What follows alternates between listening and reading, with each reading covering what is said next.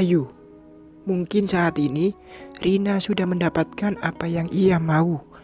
Surat cerai. Tak ingin larut dalam kesedihan akan rasa kehilangan. Setiap pulang kerja, aku menyibukkan diri berkebun. Maksudnya berkebun dengan polybag di halaman rumah.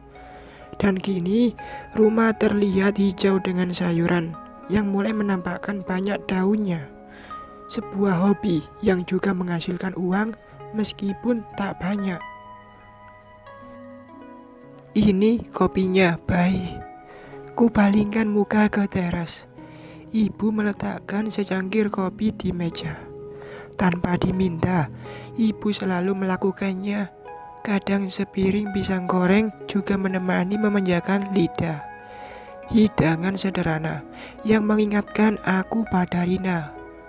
Dulu ia yang sering menghidangkan itu. Rina, rindu ini hanya untukmu.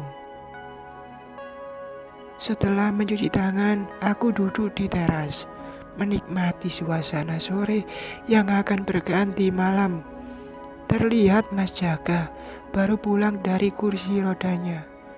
Badannya juga makin kurus dan kulit sudah berubah hitam karena matahari. Ya, ia setiap hari duduk di lampu merah mengemis. Bahkan uang hasil mengemis dikirimkan ke Inur untuk biaya anaknya. Aku bisa minta kopinya, Bay. Mas Jaka melihat ke arah cangkir yang aku pegang. Oh, ini Mas. Aku menyodorkan cangkir kopi yang baru setengah diminum. Mas Jaka menerima cangkir kopi itu, lalu dengan cepat meminum sisanya. Terlihat bajunya basah karena keringat hingga bau keringat sangat menyengat. Enak ya, mau nambah tapi takut ibu marah karena beli gula mahal. Cangkir itu diletakkan di meja. Ibu memang sering mengomel jika Mas Jaka minum kopi 3 kali sehari. Uang hasil mengemis pun tak pernah diberikan ke ibu. Ia selalu menyisakan uang ke sebuah celengan yang disimpan di kotak sepatu. Kebetulan aku meminjam sepatunya buat kerja dan celengan itu terlihat di sana. Aku yakin ibu tak mengetahuinya. Mungkin uang itu digunakan buat anaknya. Mungkin saja. Bayu, kamu gak ada niat nikah lagi? Enggak, Mas. Aku udah nyaman dengan kondisi sekarang, jawabku sambil mengalihkan pandangan ke tanaman-tanaman yang barusan disiram. Rumah tanggamu hancur, ulahku dan Inur. Mungkin ini karma, hingga aku juga merasakan itu. Bahkan lebih parah.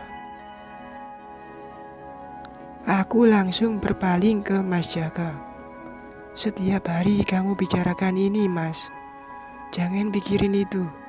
Lagian Rina dan Inur juga sudah saling memaafkan. Tentu aku ingat saat Inur memeluk Rina meminta maaf. Dan malam itu adalah malam terakhir aku bertemu Rina.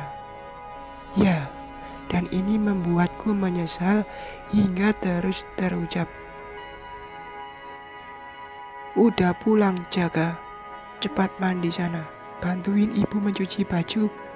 Udah menumpuk di kamar mandi. Tiba-tiba ibu muncul di ambang pintu. Bentar Bu, aku baru pulang dan capek, tolak Mas Jaka. Aku tahu ia tidak bohong. Memutar roda kursi roda itu juga memakan tenaga. Apalagi jarak dari lampu merah ke rumah lumayan jauh. Dapat berapa hari ini? Ibu mendekati Mas Jaka sambil melirik ke saku celana pendek yang dikenakannya. Melihat ibu mendekat, Mas Jaka langsung menutup sakunya dengan sarung yang sebelumnya melilit di lehernya, seperti menyembunyikan uang dari ibu. Dikit Bu, namanya juga uang recehan. Tapi kok kelihatan banyak? Mata ibu menyipit seperti menyelidik. Itulah ibu. Jika masalah uang pasti seperti ini. Aku maklum karena setelah sedang hamil dan butuh biaya. Namanya uang recehan, Bu. Udah, aku mandi dulu. Secepatnya Mas Jaka mengarahkan kursi rodanya masuk. Sangat terlihat ia berusaha agar ibu tidak mengambil uang hasil mengemisnya. Pasti nih, uang kamu buat Inur. Apa kamu nggak sadar juga jika Inur sudah seperti monster? Ia nggak butuh uang buat beli krim wajah Jaka. Ucapan ibu berteriak tidak dihiraukan. Mas Jaka terus masuk ke dalam seperti dikejar hantu. Ya, beginilah jika menyangkut uang. Tapi ibu tak salah juga. Perekonomian kami makin payah. Dari dulu ia selalu perhitungan. Kayaknya itu sifat yang gak bisa dirubah. Ibu mulai duduk. Biarkan aja, Bu.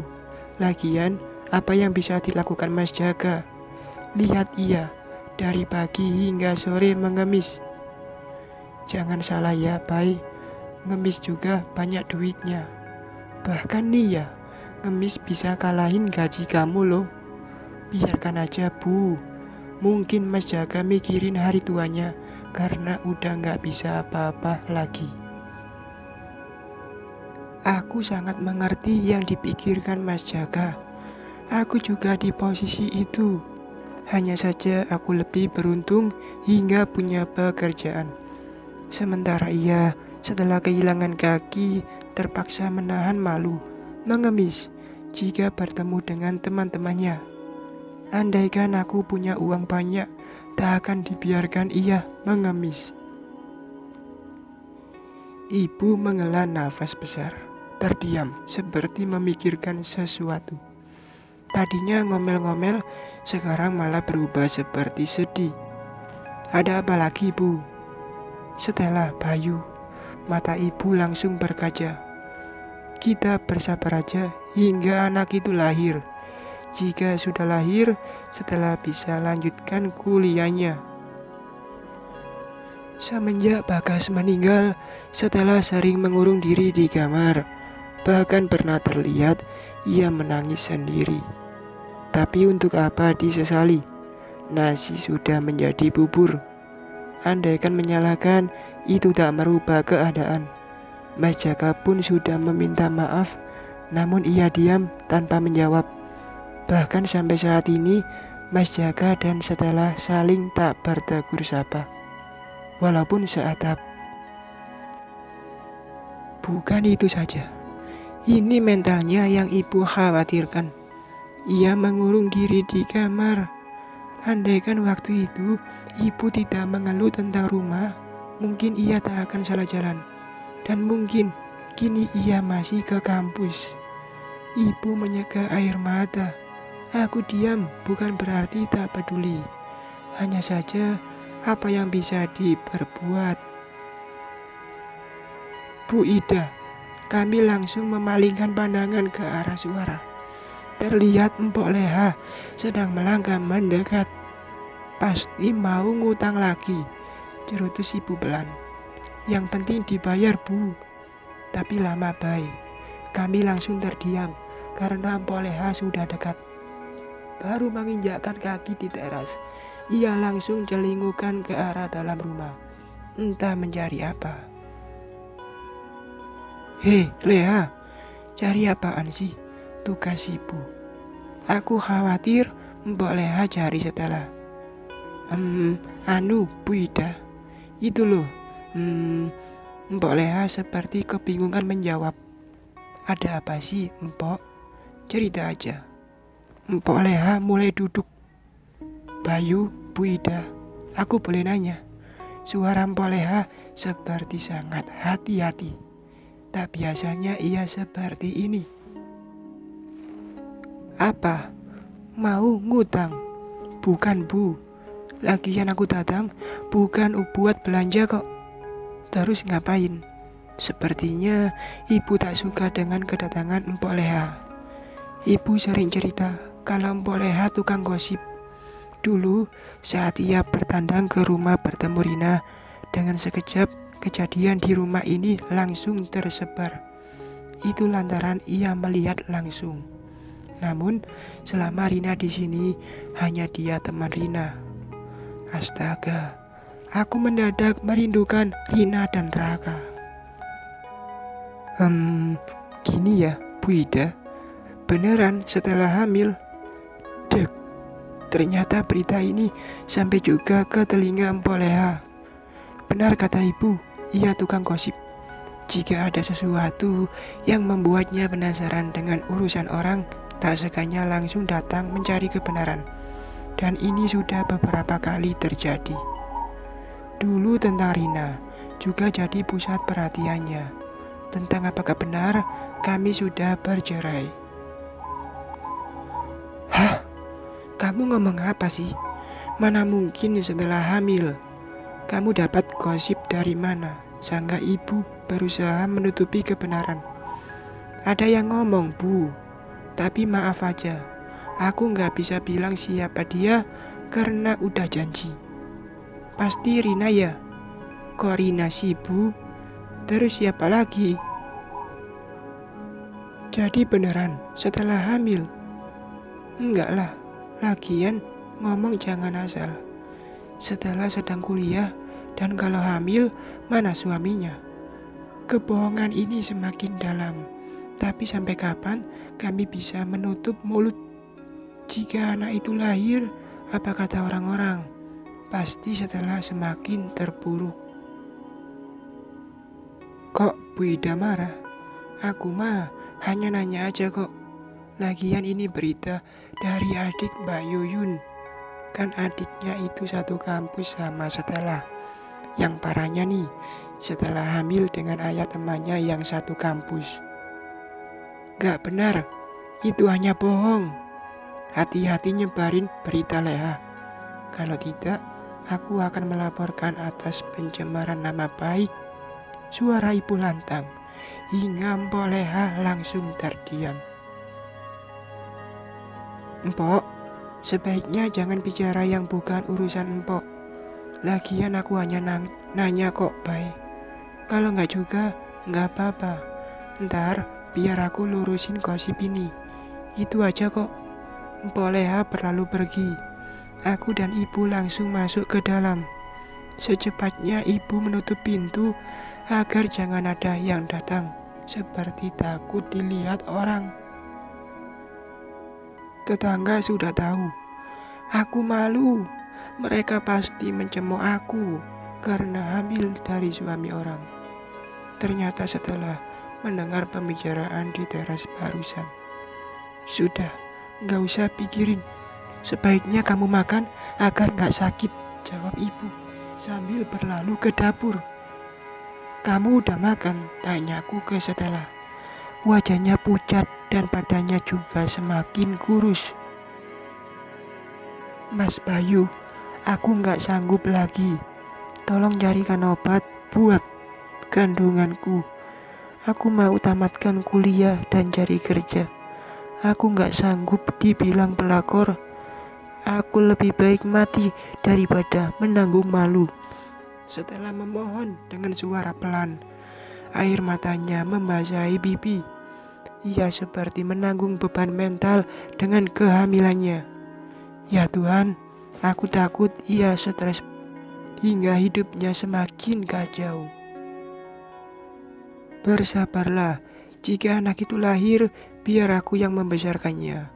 Kamu bisa melanjutkan kuliah dan cari kerja. Tapi itu lama, Mas. Butuh berbulan-bulan dan aku nggak bisa menunggu selama itu. Bersabarlah. 2 hari berlalu setelah tidak mengurung diri lagi. Bahkan ia mulai keluar rumah. Katanya ke kampus. Perutnya belum membesar hingga tak kelihatan seperti orang hamil. Syukurlah ia sudah punya semangat lagi. Ini bekal makan siangmu, Bay. Ibu menyodorkan rantang kecil padaku. Makasih, Bu. Setiap hari begini, naik angkot ke kantor, Kadang aku menghayal jika pulang ke rumah disambut Rina dan Raka seperti dulu. Dan setiap hari juga selalu berharap jika Rina datang di kantor, jika sedang jam istirahat, aku seiring mengintip FB Rina. Melihat fotonya bersama Raka sudah cukup sedikit mengobati rindu. Bahkan aku juga meninggalkan emoticon love atau jempol di postingannya. Hanya itu cara memberitahu jika masih mengharapkannya. Raka anak ayah. Wah, seperti orang gila, aku mencium layar ponsel, melihat foto Raka di Rina. Bahkan senyum-senyum sendiri. Ter. Tiba-tiba ponselku bergetar. Ada panggilan masuk dari ibu. Lalu aku jawab, "Ya bu, Bayu, cepat ke rumah sakit Selaguri. Setelah." Dek, rasanya jantung ini mau copot mendengar kabar dari ibu. Loh, bukannya tadi ia ke kampus, Bu? Aku masih ingat tadi pagi setelah izin ke kampus. Ia ke dukun beranak. Kandungannya Stella. Hebat. Ibu takut kalau bersambung.